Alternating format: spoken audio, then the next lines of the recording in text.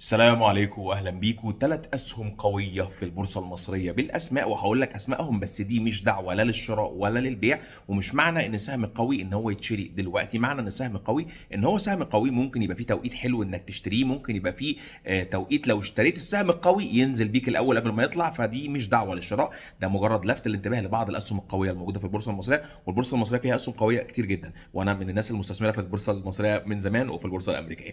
لكن هقول لك كل سهم وليه وجهه نظري فيه، وطبعا ده مجرد 3 من لسته طويله.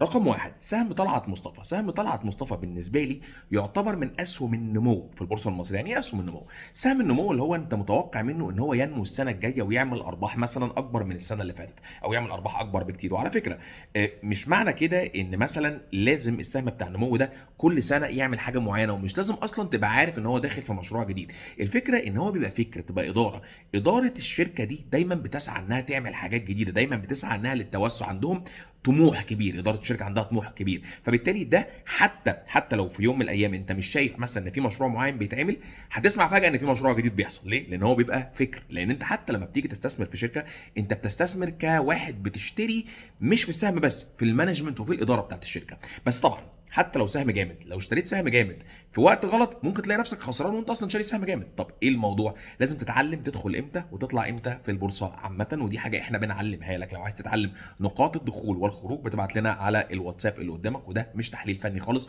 ولا ليه اي علاقه بالتحليل الفني. دي مدرسه شبه انا اخترعتها بعد يمكن 11 سنه في الاول، او بعد 10 سنين من التجارب في البورصه، لحد ما اكتشفت مدرسه شبه الحمد لله النتائج بتاعتها كل سنه فعلا الحمد لله الحمد لله، يعني مش عارف اقول لك عامله ازاي.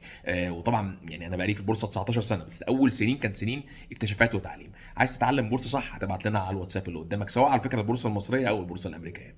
سهم رقم 2، شركه ابو قير للاسمده. وفي انواع صناعات وانواع شركات هي بيكون صعب انها تتاثر باي حاجه. يعني في مثلا شركات مثلا صغيره جدا جدا جدا جدا ممكن يحصل مشكله الشركه تفلس، لكن في شركات وصلت لحجم زي ابو قير خلاص، يعني بيبقى ان شاء الله مهما حصل طبعا هذه الشركه موجوده وارباحها مثلا موجوده او مستدامه، والكلام ده كله بتمر بسايكل زيها زي اي سهم في الدنيا. ممكن يجي فتره الارباح تعلى، ممكن يجي فتره الارباح تنزل، لكن سهم مستقر، وانت لو اشتريته بتحت قيمته طبعا ان شاء الله بتطلع في الاخر كسبان وفلوسك امنه. سهم رقم 3، سهم شركه سيدي كرير للبتروكيماويات. هو سهم بيسموه عندنا تقيل، حركته تقيله، مش يعني ايه، مش بيجذب المضاربين ان هم الناس اللي فكرهم قصير الاجل عايز يشتري النهارده ويكسب بكره، مش بيجذب الناس دول. فتلاقي حركته تقيله كده، اللي هو ايه، الاسهم اللي سموها اسهم المؤسسات، حركته كده ايه، هاديه. انا شايف ان ده من الاسهم اللي هي فلوسك فيها يعني مضمونه مليون في الميه.